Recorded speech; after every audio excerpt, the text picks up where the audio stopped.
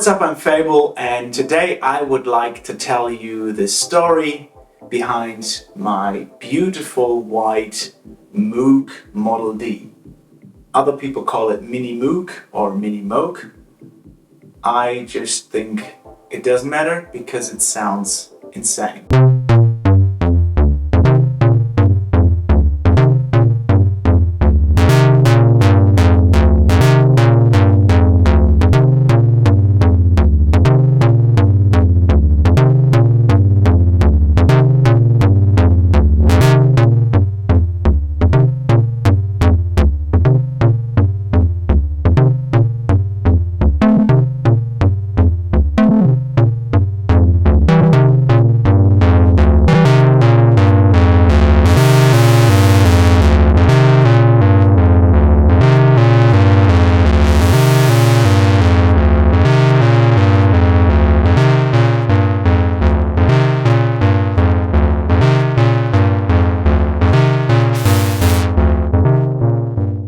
Let's start from the beginning. If you follow me on Instagram, you know that I play rugby.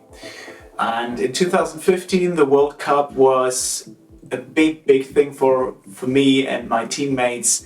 So we were looking for a pub in our hometown in Lübeck that would air the whole World Cup. And that was an impossible task because rugby is not very popular in Germany, especially not where I come from, and we had to look for so many different spots where we could see the whole World Cup. And we found a pub that opened up literally like a month earlier, and the owner, Kai, was a huge fan of American football and rugby, and he invited us to see the World Cup there. So we were drinking heavily, we had loads of fun, and we would stay there all night, even sometimes up until the morning.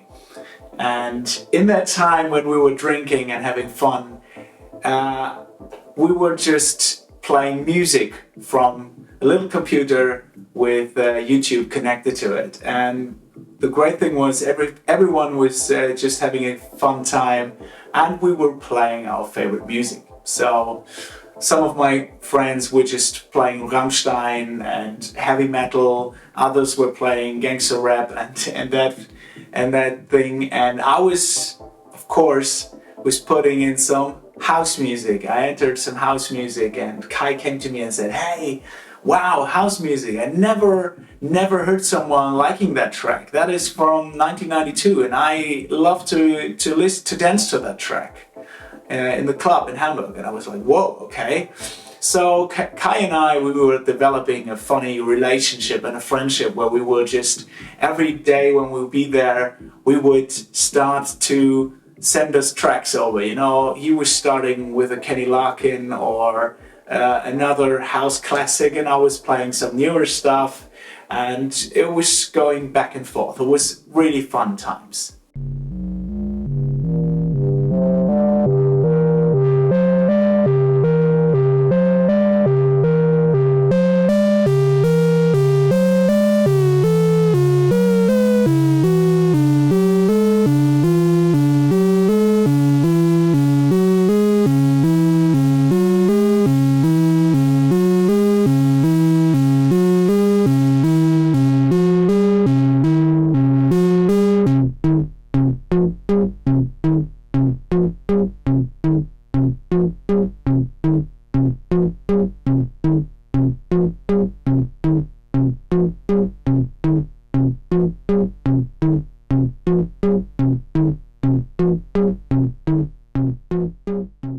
And then at some point I was telling him about my passion for making music and that I was a music producer myself.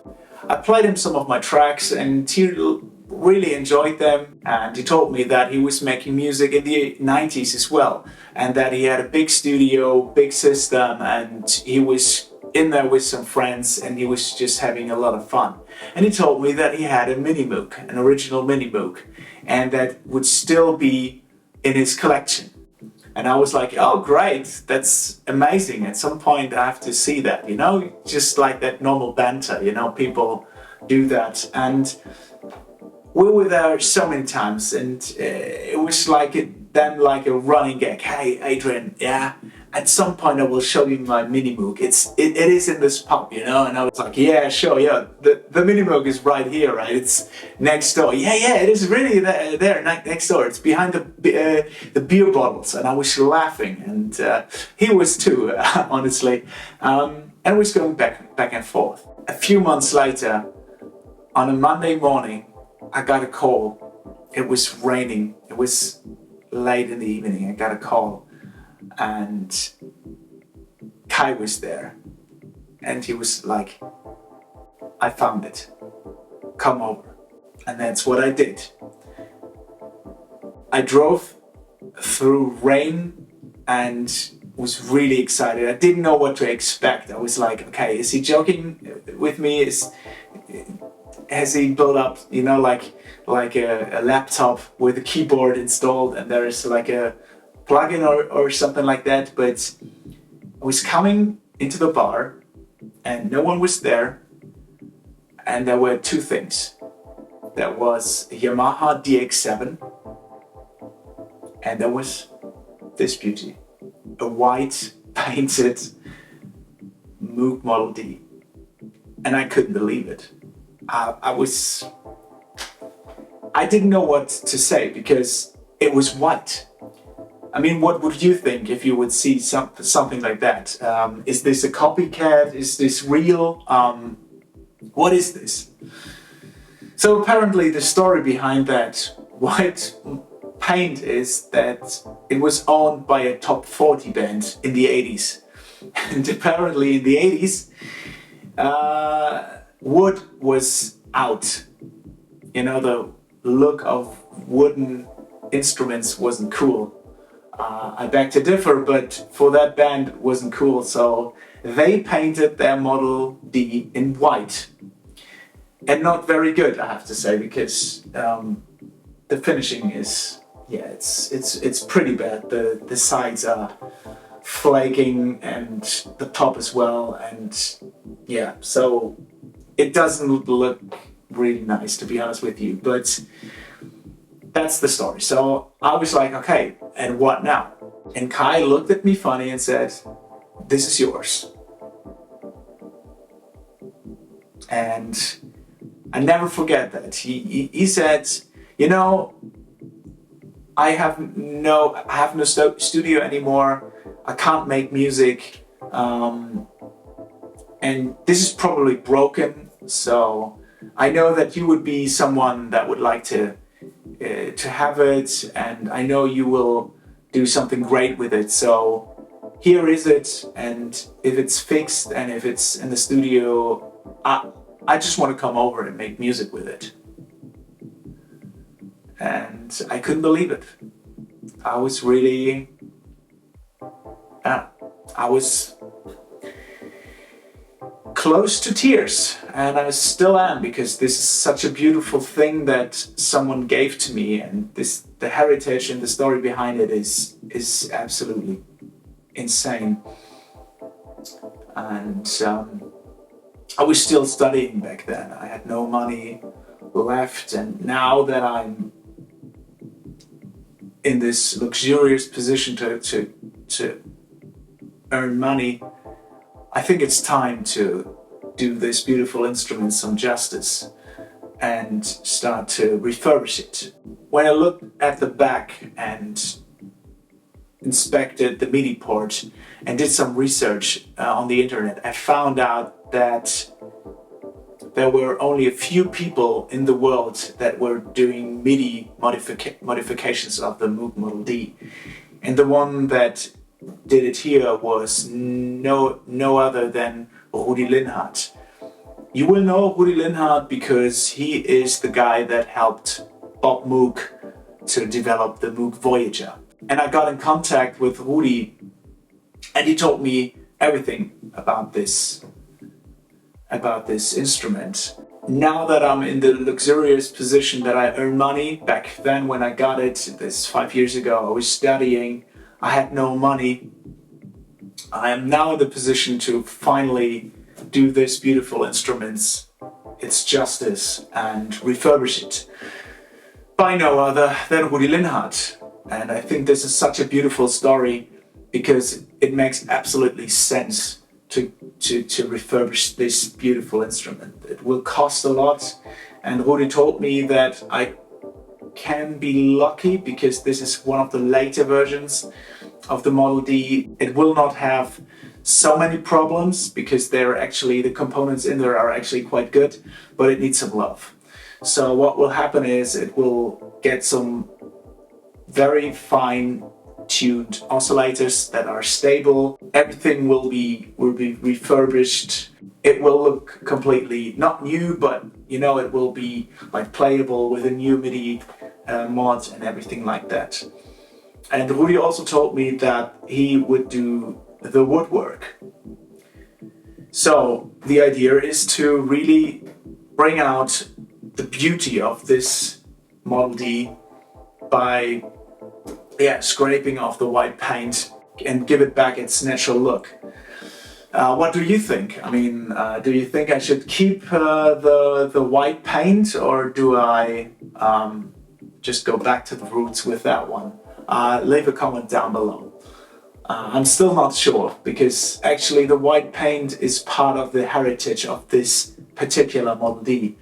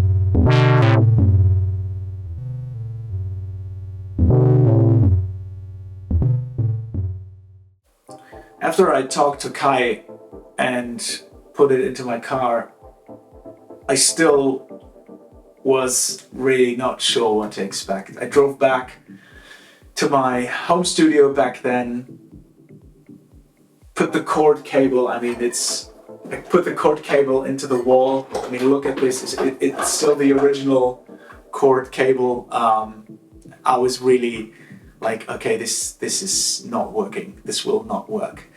I plugged it in, put on the power switch, and what can I say? It worked. The lamp was glowing. Then I put in a cable and played it, and that was the most insane thing that I've heard in my studio. I mean, everything that people are telling you about the Model D is right. This is one of the original Gs. It is one of the most beautiful sounding instruments that I've ever come across.